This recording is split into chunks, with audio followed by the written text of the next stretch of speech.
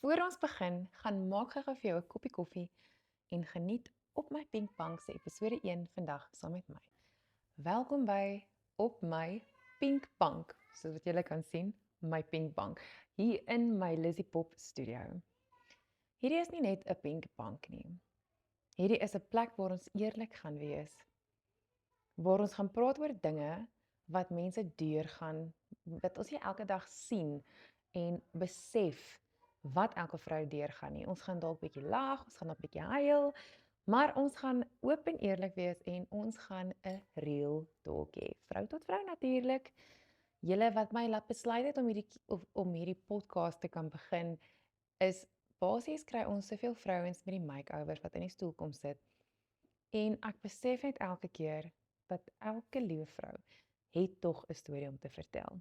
So, hoe dit basies gaan werk is, ons gaan so elke nou en dan gaan ons 'n dame kry wat ons gaan kom sien en ons gaan bietjie met haar gesels op die Pink Bank, waardeur sy gegaan het, hoe sy daardeur gewerk het, hoe vorder sy vandag, hoe hanteer sy situasies vandag. En ek glo dat dit gaan soveel ander vrouens ook daar buite kan help, net om 'n bietjie meer 'n agtergrond te kan hê oor iemand anderste, dat 'n mens nie net altyd die smiles sien en die mooi gedeeltes van ons elkeen nie, maar actually iets en 'n gebeurtenis waardeur mense gegaan het en hoe hulle hulle self weer opgebou het om so te kan glimlag en gelukkig te wees vandag en dit te kon hanteer het. En ek dink ons mis baie keer daai punt, jy weet, net om te net just to let go, geniet 'n koppie koffie en gesels net lekker sonder enige oordeel natuurlik. Die senuwees is maar bietjie flou, maar ek hoop jy het jou koppie koffie gekry want ek is die heel eerste een vandag op my Pink Bank wat my storie gaan deel. Julle, ek gaan by die heel begin. Waar kom ek vandaan? Wie is ek? Hoe het ek tot hier gekom vandag? Basies, ek was op die ouderdom van 5 maande was ek in pleegsorg geplaas by my ma en my pa Annabel en Robert. So, ek was hulle 14de pleegkind, maar as ook hulle laaste pleegkind. Hoekom? Want toe het hulle my aangeneem. Ja, kan jy dit glo? Hoe is dit moontlik? Dit is moontlik. So wat vir my baie lekker is, terwyl ons nou hierdie real talk het en dit voel, jy weet, mens praat nou in 'n kamera in, maar ek wil graag hê dat julle moet hoor wat my as mens op vandag gevorm het. En vir my is my ouers 'n baie groot kern van hoe ek gevorm is en dat ek is waar ek is vir vandag. So, soos ek genoem het, op die ouderdom van 5 maande is ek in pleegsorg geplaas, toe is ek aangeneem. My biologiese ouers was op daai stadium nie in staat om na my te kyk nie. Ek het 'n biologiese sussie ook gehad wat 'n jaar ouer as ek is en tussen die ma en die pa was daar meer bekommernis altyd oor die sussie gewees. En ja, die aanneming het baie vinnig gebeur, baie smooth gegaan en daar was geen komplikasies wat dit aanbetref nie. Ken ek my biologiese ouers? Ja. So, op die ouderdom van 12 jaar oud het ek uitgevind ek is aangeneem. Nie op die mees gewenste manier wat mens voel jy wil as jy sulke tipe nuus kry, die beste manier was nie. Maar ek dink ons sal 'n ander dag in daai detail ingaan. Julle, dit is nogals 'n vraag wat ek baie kry. Jy weet, hoe is jou verhouding met jou biologiese ouers? Jy weet, dit is nogals iets wat elke keer eers op 'n mens se lippe kom, wanneer 'n mens gesels en sê mense is aangeneem en jy ken jou biologiese ouers. So, nee, hulle is vir my absoluut soos huisvriende, soos ek sê, ek ken hulle my hele lewe lank. My ouers het my nooit van hulle weggehou, of enigstens gekeer dat ek kontak met hulle kon hê nie. So ek kon die keuse gemaak het, wil ek hulle meer sien, wil ek hulle nie meer sien nie. En dit was vir my baie lekker toe ek nou éventueel uitgevind het, want as kind, ek het natuurlik 2 broers en 'n suster gekry en met dit gesê, hulle kinders was ook so oud soos ek. So my suster se dogter is 'n jaar jonger as ek en my oudste broer se dogter is 2 jaar jonger as ek. So ons het eintlik maar soos niggies groot geword, wat vir my baie lekker was. Ons was altyd die drietjies gewees. Dit is nogal 'n baie interessante ding en ek het onlangs met 'n vriendin gesels wat ons ook toe nou oor hierdie topik gepraat het en sy het dit so mooi gestel en sy het gesê, weet jy, dis baie interessant want jy is die aangenome babatjie, jy lewe net. Jy geniet net jou mamma en jou pappa en alles, maar almal om jou weet basies jy is aangeneem. Jy is die aangename babietjie. Jy weet, so daar's altyd daai ding wat ander kinders jou bietjie anders hanteer omdat jy nie hulle eie boetie en sussie is nie. Maar gegeewe die feit dat tot vandag toe tot vandag toe is daar maar nog daai gap. Ons het nooit regtig geconnect soos boeties en sissies nie. So ek het nie regtig met baie close broer en suster bande groot geword nie. So ek ken nie regtig daai gevoel nie. Alhoewel my oudste broer se vrou, sy is die liefdevolheid van self, sy het my ouers ook baie keer gehelp as hulle iets moes doen, het sy na my gekyk. So ek was baie by my jonger niggie gewees. Ek en sy het baie goeie maatjies geword en ons tot vandag toe is ons nog baie goeie maatjies, baie lief vir mekaar. En met dit gesê, toe ek nou uitgevind het ek is aangeneem op die ouderdom van 12. Ag, dit vat 'n paar dae om in te sink. Ek meen jy's jonk, jy moet nou nog leer. Julle vat 'n slukkie van jou koffie. Mens moet nog dinge leer. Wat beteken dit? Hoekom? Die redes daarvoor. En my ma het my nooit laat voel ek is weggegooi nie. Ek dink dit is nogals 'n baie belangrike punt. Veral as jy dalk 'n ouer is wat 'n kind aangeneem het, om nooit hulle te laat voel, maar hoe jy was weggegooi, ek moes jou vat. Of jy het jou gered, want jou ouers wou jou nie hê nie. Ek dink daai is nogals 'n baie groot ding om te kan voorkom dat 'n kind nie verwerping beleef nie, want ek dink verwerping is nogals 'n ding wat lank saam met jou kan stap op die einde van die dag. So,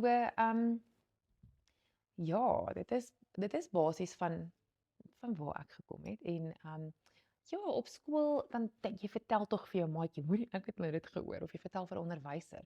Dit kom by ander maatjies uit en dan spot hulle jou. Jy weet dit is so, jy word geboelie want jy's nou nie aangenome kind, jou mamma wou jou nie gehaat het nie, so iemand anders te moes jou vat. So ek op skool was baie geboelie. Mens sal dit nie vandag sê nie, nê. Maar ja, ek was verskriklik baie op skool geboelie oor my gewig. Ek was altyd groter gewees as die res. Oor die feit dat ek aangeneem was, my ouers. So, daar was altyd iets waaroor ek geboelie was. Die feit dat my ouers ouer as die normale ouer was. So my ma was 47 toe my aangeneem het. So natuurlik was sy al klaar naby aan haar 60s. Wel, ek dink jy was vroeg 50s daar rond toe ek nou op laerskool en hoërskool ingaan. So dit was vreemd vir kinders, dan sê hulle jou oupa het jou kom haal of jou ouma is by die hek. Dan sê ek van dis my ma, dis my pa. Ek was altyd trots op hulle. Is altyd trots om hulle my ouers te noem. Ek was baie lief vir my maale. Ek dink ook ons het 'n regtige baie sterk en close verhouding gehad en ek kan dit eerlikwaar sê van beide my ouers, met my ma en my pa. Natuurlik het my ma baie meer spesiale band. Ons was maar die beste maatjies, jy weet, het my elke dag by die skool kom haal, elke dag lekker gesels op pad huis toe. En ons kon regtig oor enigiets praat. Daar was nie 'n ding wat ons nie kon oor gesels het nie. Ja. My pa ook, hy was the life of the party. Glo dit of nie, ou Robert, my pa. Hy was altyd die grapgat gewees tussen die klomp. Hy het altyd lekker gesels en lekker grappe gemaak, maar absoluut sout van die aarde. En so baie ander mense wat hom geken het, gaan definitief dieselfde van hom kan sê, want dit is maar net wie my pa was. Hulle albei was entrepreneurs, en my ma het 'n hoede besigheid gehad. Ek moet altyd daai woord mooi sê, want as hy nie mooi afgerond word nie, klink dit verskriklik erg. Maar sy het 'n hoede besigheid gehad, waar sy hoede gemaak het vir kerke en daai tipe van goeder, so sinnemay en laphoede. En my pa was in die konstruksie gewees en transport. So hulle albei het vandat ek kan onthou het hulle albei hulle eie besighede gehad en dit is altyd wat hulle eie inkomste gemaak het en hulle het regtig hard gewerk. Jy weet, ek haal my hoed af vandag nog van my ouers om te weet hulle het regtig baie hard gewerk om vir ons 'n goeie opbrengs te gee. En ja, op die ouderdom van ek dink dit was omtrent ek was 10 daar rond. Toe is ek die enigste kind in die huis, want toe is my jongste broer uit die huis uit. Ek en hy verskil 14 jaar. Ons het ook nie regtig 'n verhouding nie. Ek dink maar die ouderdomsgap is die grootste oorsaak, maar natuurlik ook die feit dat ek aangeneem is. Ons kan dit nie 'n geheim daarvan maak nie. Ek weet dit vandag en dis vir my niks snaaks nie, tot vandag toe. As my suster in die hospitaal lê en ek vat vir haar 'n bosie blomme, sê sy tot vir die suster, my mother felt sorry for her, so my mommy became her mommy as well. ek het met dit groot geword. Ek is altyd, jy weet, ek was ook voorgestel as this is the child my mother adopted. Dis die kind wat my ma aangeneem het. Mens raak dit naderhand gewoond en 'n mens leer eintlik maar mens groei en mens leer om jou nie daaraan te steur nie. As 'n kind, 'n tiener, pla dit jou. Dit is nie lekker om sulke goed te hoor nie, want dit voel jy word verwerp. Dit voel jy is nie goed genoeg nie. Ek meen, hoekom kan jy my nie jou sussie noem nie? So buiten vir die boelie op skool het ek maar 'n vorm van verwerping deurgegaan met my broers en my suster en dit is goed wat ek voel my ma my baie meer sterk gemaak het. Sy het my sterk gemaak, baie onafhanklik van ander mense. Sy het my ook in 'n sin sterk gemaak om my nie te steur as iemand anders goed oor my te sê het of my wil afbreek nie. Sy het byvoorbeeld inteendeel vir my gesê, as die kinders my spot by die skool omdat ek aangeneem is, en sy het vir my gesê, ek moet vir hulle sê, ja, jou mamma moes jou hou, my mamma het my gekies. So daai was nogals baie waar, maar ja, dit is nou maar net, jy weet, ek was grootendeels van my jong lewe was ek maar geboelie en geterg gewees en verwerp. Ek was verwerp deur my broers en my suster.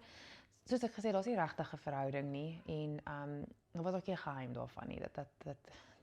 Mens kon voel ek het in hulle spasie ingekom. En vandag as 'n volwasse vrou kan mens nogals terugdink en besef, ja, dit is so. Ek meen, imagine my maale was nou nog hier, hulle het 'n babatjie aangeneem en ek sou ook seker in 'n mate jaloesie ervaar het, maar iewerste moet 'n mens seker groot word en jy moet dit aanvaar en mekaar geniet. Julle is tog familie. Bloed maak nie familie nie. Dit is een van die grootste dinge wat ek in hierdie lewe geleer het, is bloed maak nie familie nie. So, ek is toe nou uit hoërskool uit, ek het gaan studeer en ek het toe vir my 'n vaste werk gekry en in 2017 het ek my man ontmoet en ek dink in baie opsigte het my lewe vir die absolute beter verander, as ek dit so kan stel, vandat ek my man ontmoet het. Ek en hy is in 2018 getroud, ek het uit die huis uitgetrek natuurlik toe ons getrou het en daar het dit al vir my begin voel, my ma gaan vir my baie vinniger agteruit. Sy het altyd so tong in die kies gesê, jy weet, die dag as jy uittrek, is dit my dood. Dit is die ticket na my dood toe. Ag, mens lag dit af en sê, ag nee man, dit is nie so nie, ma gaan nog baie jare hier wees. Want mens hoop, mens weet sy gaan nog baie jare hier wees. Maar in realiteit, my ma is toe kort nadat ek uitgetrek het, omtrent 'n jaar en 'n half, amper 2 jaar nadat ek uitgetrek het, is my ma oorlede, skielik in haar slaap, waarvoor ek dankbaar is, want sy het altyd gesê, as daar een manier is wat sy wil gaan, is dit in haar slaap, maar nie ten goeie van ons as kinders en haar man nie. Jy weet, ek het geweet as ons hier kom. Maar ja, hier oordeel ons nie.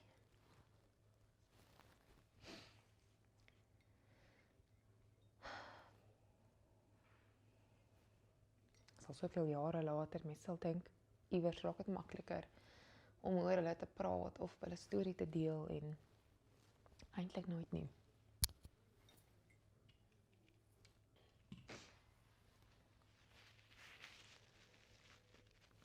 So met dit gesê, kom daar 'n tyd in ons lewe wat ons ouers groet. Ek het dit bietjie vroeër gedoen as jou normale kind. My suster, my 2 broers, hulle was ook al ouer as 40.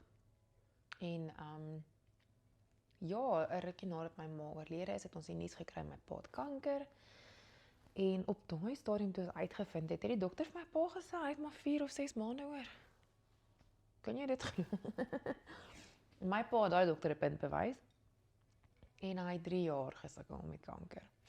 3 jaar. Hy het beklei, hy het nie vir chemo gegaan nie, waar ek in 'n mate bly is, want ek voel net dan, as jy met chemo begin, ek ken nie dit nie, ek was nog nooit in my lewe daar om te kan sê nie, maar met my pa se ervaring, het hy soveel deurgedruk en hy het net aangegaan en nog steeds die beste gemaak van 'n slegte situasie, as ek dit seker nou maar so kan stel, en sy lewe geleef. En hy is dus toe nou 2 jaar terug oorlede. Nou met die saam, ek dink nie altyd ons besef in wat so skok ons liggame gaan nie. Wat so trauma ons liggame ervaar, wat ons ervaar, maar ons liggame erger ervaar as wat ons dalk besef ons doen. So kort nadat my ma oorlede is, het ek begin verskriklik vinnig gewig optel. Nou ek was altyd bietjie meer mollig geweest, maar na my ma oorlede is, het ek baie meer gewig. En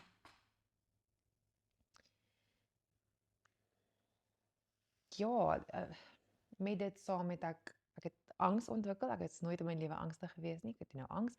Ek het hoë bloeddruk. Ek is op polsmedikasie gesit vir my pols wat te vinnig is, wat nou alles saam met die angs en die trauma gaan wat gebeur het. En toe is dit net absoluut, voel dit vir my asof alles het agteruit beweeg. Daar is nie meer hierdie, ek weet nie, dit het net vir my gevoel, hoe sien mens uit na 'n dag en jou ouers is nie daar nie. Dit is hoe dit vir my gevoel het. Weet, hoe lag jy en jy kan nie vir hulle vertel wat was nou so snaaks, of jy kan nie hulle bel en vir hulle met hulle goeie nuus deel nie. Jy kan nie hulle bel om te sê, hoorie mamma, pappa, ek het nou 'n verskriklike moeilike dag. Ek kort net 'n bietjie mamma se stem. Ek kort net 'n drukkie van mamma af. Hou my net 'n bietjie vas. Al daai goed is weg. En jy weet, mense het skoonouers, jy het vriendinne, al daai goeters, maar niemand kom naby aan om jou ma te wees nie. Daar's net 'n ander band wat 'n dogter met 'n ma het, wat ek dink regtig net onbeskryflik is. En veral ek en my ma, ons het regtig 'n baie na band gehad en ons was regtig baie close geweest met mekaar. So vir my was dit baie erg. Baie erg geweest. Maar met dit saam het ek begin, ek dink, baie teruggetrokke geraak ook. En ek moes myself uit daai gat uitkry en vir myself sê, weet jy wat, dit is nie wat jou ouers wou nie. Jou ouers sou nie wou jy moes agteroor sit of jy moes in 'n hoekie gaan sit en treur en net depressed raak en nie jou lewe geniet nie. Hulle wil juis hê jy moet opstaan, jy moet jou lewe geniet, want dit is wat, as jy hulle daar was, hulle van jou sou verwag het om nog steeds aan te gaan in die lewe. So ja, dit is so, dis nie maklik nie, maar ons het aangegaan. So ek het toe begin gremering doen intussen en troues gedoen en ek het 'n rukkie opgehou en het verkope van gremering gedoen en ek het net besef ek mis die interaksie met ander vrouens.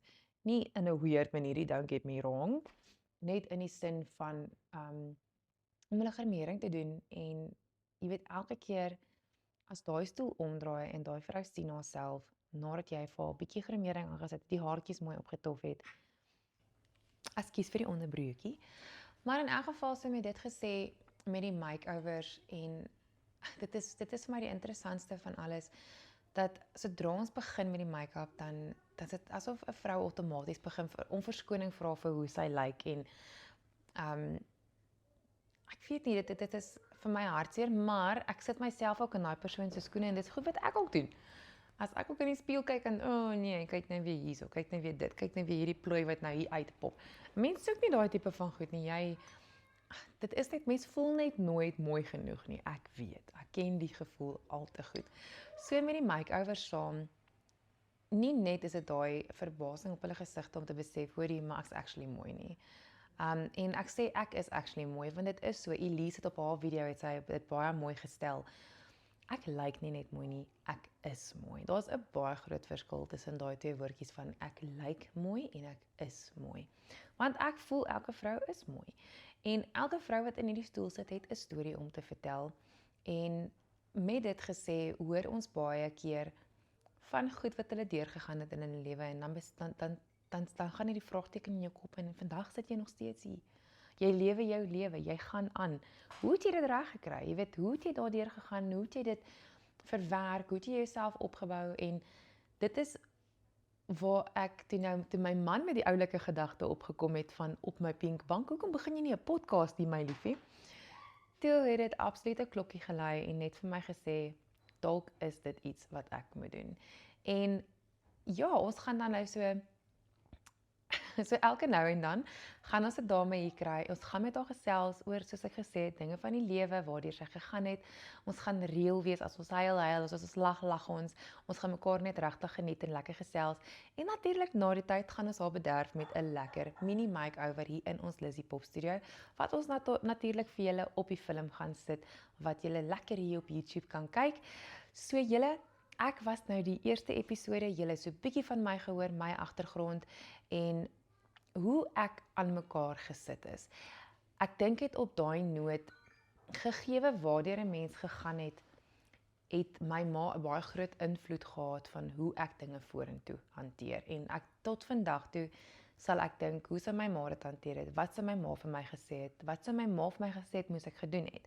Jy weet, en dan probeer ek dit in daai opsig nog steeds doen. Ek het 'n baie goeie ondersteuningsspan, as ek dit so kan stel. My man is baie goed vir my. Ek en hy vang lekker vis saam, ons doen baie goed saam, ons werk saam, glo dit of nie. Ja, ek werk voltyds, ek doen nie gremering voltyds nie. En ons is regtig altyd saam by mekaar en dan kry mens mense wat vra, "Joe, raak julle nie moeg vir mekaar nie?" Nie ek en my man nie. Ons raak moeg as ons nie by mekaar is nie. So, ja, ek het regtig soos ek gesê het, my man, ek het my skoonma, absoluut 'n dierbare mens, baie lief vir haar. Ek sê elke keer as ons, jy weet, in die gesprek ingaan, dan sê ek die Here het my regtig geseën met 'n tweede mamma waarvoor ek baie dankbaar is. Ek het 2 baie oulike skoonsusters, altyd verskillende persoonlikhede. Eloise het julle nou al gesien op my makeover video's en ek gaan haar ook nader om hier in my Pink Pank te kom sit, want sy het definitief ook 'n storie om met ons te deel.